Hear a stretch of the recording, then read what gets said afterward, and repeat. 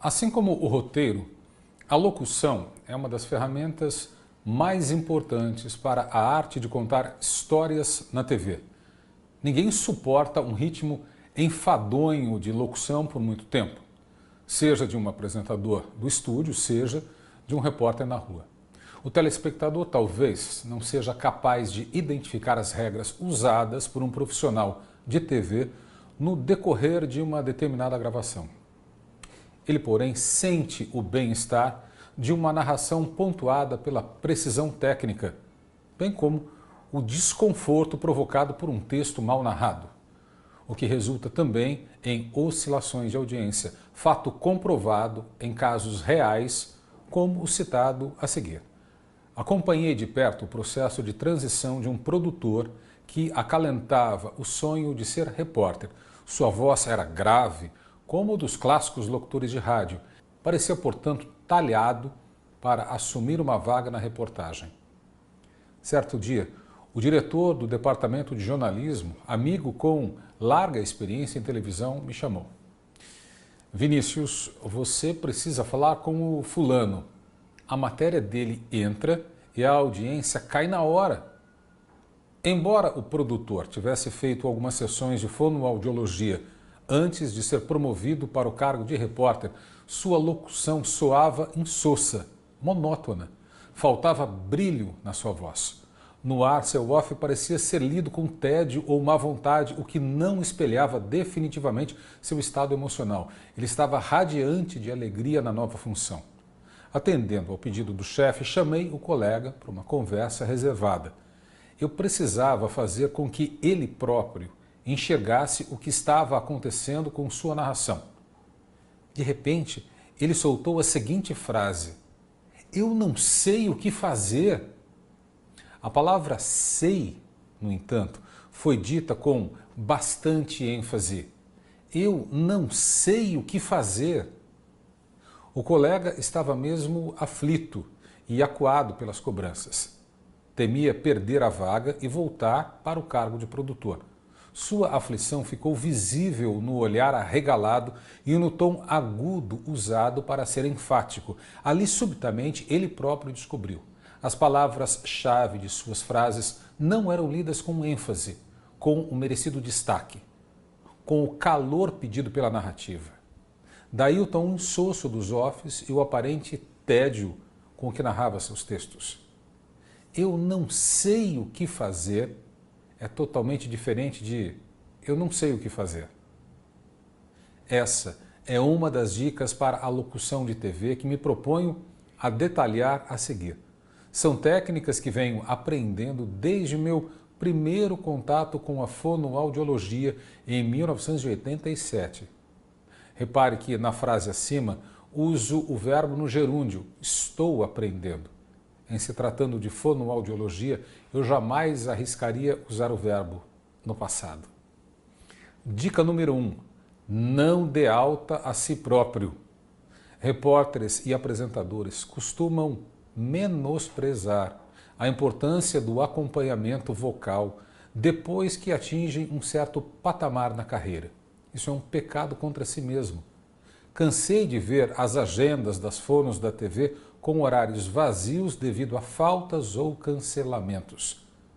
Se você trabalha com a voz, use-a com extremo profissionalismo, tal qual um atleta zela pelo próprio corpo.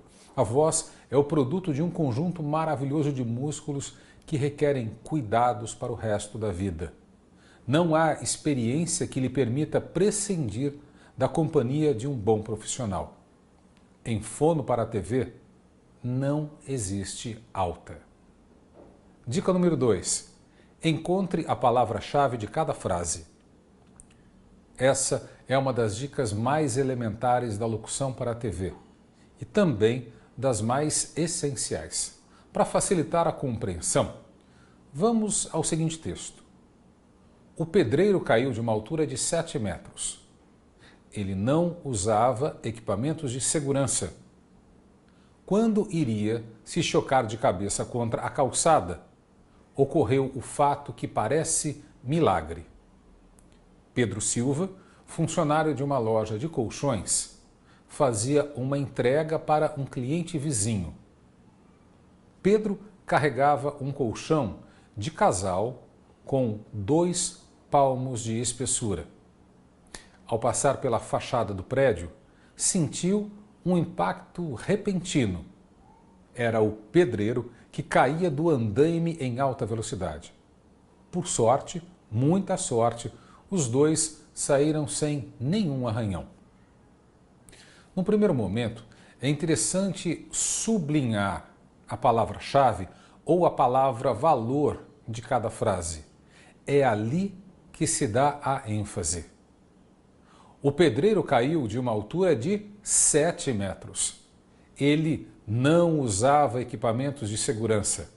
Quando iria se chocar de cabeça contra a calçada, ocorreu o fato que parece milagre.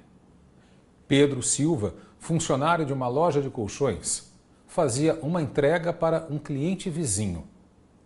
Pedro carregava um colchão de casal com 2 palmos de espessura. Ao passar pela fachada do prédio, sentiu um impacto repentino. Era o pedreiro que caía do andaime em alta velocidade. Por sorte, muita sorte, os 2 saíram sem nenhum arranhão. Repare que apenas uma das frases não merece ser lida com ênfase. Pedro Silva, funcionário de uma loja de colchões, fazia uma entrega para um cliente vizinho. Numa das frases, eu daria ênfase a 2 palavras seguidas. Pedro carregava um colchão de casal com 2 palmos de espessura. Assim, sublinhando as palavras, você enxergará com clareza as informações que devem ser destacadas. Elas reforçam a sequência de fatos fora da curva como cair de uma altura de 7 metros, não usar equipamento de segurança, o eventual choque de cabeça e o suposto milagre. Hoje em dia, eu não sublinho mais as palavras-chave ou as palavras valor. Para mim já é automático identificar e destacar o ponto forte de cada frase do off. No começo, entretanto, foi de suma importância sublinhar a caneta as palavras para as quais eu deveria dar ênfase na leitura. Muitas vezes, enquanto ainda não dominam as técnicas de locução descritas aqui, o repórter e o apresentador fazem uma narração mecânica, pois estão mais preocupados em não gaguejar do que em entender o contexto de um off. É muito comum ver na TV erros grosseiros na colocação da ênfase. Seguramente, quando isso acontece, o repórter e o apresentador não estão focados no conteúdo do texto. Um exemplo a partir do off usado há pouco. O pedreiro caiu de uma altura de 7 metros. Ele não usava equipamentos de segurança. Ou um erro na ênfase na primeira frase. Ao passar pela fachada do prédio, sentiu um impacto repentino. Era o pedreiro que caía do andaime em alta velocidade. Que ferramentas, então, você deve usar para destacar as palavras que merecem ênfase dentro de um off? Serve o tom agudo utilizado pelo produtor que queria ser repórter? Eu não sei o que fazer? Sim, mas não só isso. Dica número 3. Saiba usar as diferentes ferramentas de ênfase. Basicamente, na locução para a TV, você pode recorrer a 4 ferramentas diferentes para dar ênfase a uma determinada palavra ou conjunto de palavras de uma frase. São elas: o tom agudo, o tom grave, a pausa antes da palavra, a leitura da palavra pausadamente. Vamos analisar as ferramentas uma a uma, recorrendo novamente a exemplos práticos. Eles te ajudarão a enxergar as diferentes maneiras de se acentuar a palavra-chave no contexto de um off. O tom agudo. Imagine a frase: quando abriram os porões do barco, os policiais italianos encontraram 120 refugiados em condições subhumanas. o número de refugiados deve ser destacado do restante da frase. É algo absurdo encontrar 120 refugiados no interior de uma embarcação. Uma calamidade. Quando abriram os portões do barco, os policiais italianos encontraram 120 refugiados em condições subhumanas. Na primeira ferramenta, o tom agudo, reproduzimos o recurso usado pelo produtor, cuja narração soava insossa. Quando abriram os portões do barco, os policiais italianos encontraram 120 refugiados em condições subhumanas. O tom agudo denota estranheza, inconformismo. O tom grave. Quando abriram os portões do barco, os policiais italianos encontraram 120 refugiados em condições subhumanas. O tom grave, como o próprio nome sugere, reforça a gravidade do fato. É o mesmo tom usado quando se chama a atenção de alguém. Olha bem o que você está fazendo. Cuidado ao atravessar a rua. A pausa antes da palavra. Quando abriram os portões do barco, os policiais italianos encontraram 120 refugiados em condições subhumanas. Uma simples pausa antes da palavra ou das palavras a serem enfatizadas funciona perfeitamente bem. É um recurso, entretanto, que deve ser usado com parcimônia. Vulgarizá-lo na narração faz com que a própria ferramenta perca importância. Guarde a pausa para o clímax do VT, por exemplo. A leitura da palavra pausadamente.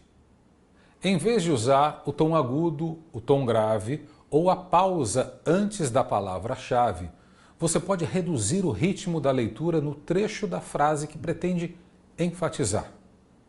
Exemplo.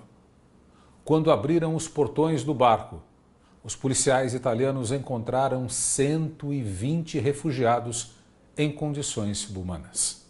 Também funciona bem sem exageros no uso. Note que não existe uma pausa entre encontraram e 120. O que acontece é uma diminuição no ritmo da leitura, chamando a atenção do telespectador para o fato de que a polícia encontrou mais de 100 refugiados nos porões do barco. Agora, vamos aplicar a técnica no exemplo dado há pouco. O pedreiro caiu de uma altura de 7 metros. Tom agudo. Ele não usava equipamentos de segurança. Tom grave. Quando iria se chocar de cabeça contra a calçada, ocorreu o fato que parece milagre. Tom agudo e leitura da palavra pausadamente. Pedro Silva, funcionário de uma loja de colchões, fazia uma entrega para um cliente vizinho. Nenhuma palavra a se destacar. Pedro carregava um colchão de casal com 2 palmos de espessura. Pausa antes da palavra. Ao passar pela fachada do prédio, sentiu um impacto repentino. Tom agudo. Era o pedreiro que caía do andaime em alta velocidade. Tom grave. Por sorte, muita sorte, os dois saíram sem nenhum arranhão. Leitura da palavra pausadamente. Veja que houve variação do uso das ferramentas de ênfase. Com o tempo, isso se torna natural. Quanto mais você domina a forma de fazer TV, mais se concentra no conteúdo. Conhecendo as técnicas a partir de agora, tudo ficará mais fácil e, sobretudo, mais rápido. Portanto, não se assuste. O tempo é o melhor dos mestres. Você agora está apto a acelerar o tempo. Dica número 4. Cuidado com a curva melódica. Dos erros mais desagradáveis que se ouvem na locução para a TV está a má colocação do que podemos chamar de curva melódica no final da frase. Para que você entenda esse conceito, vamos dividir a leitura dos finais de frase em 3 grupos. Curva melódica descendente.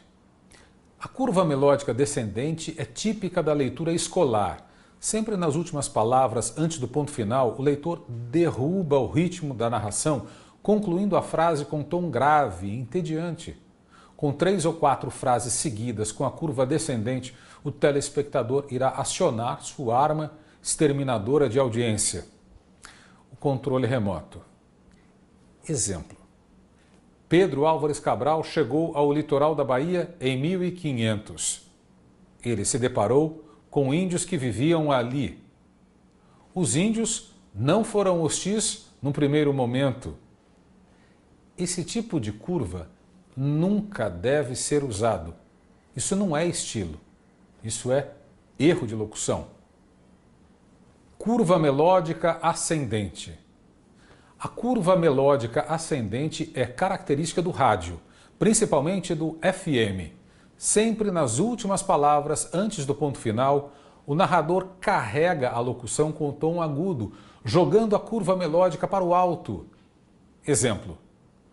9h40 em Brasília. Seja bem-vindo ao programa MPB Show.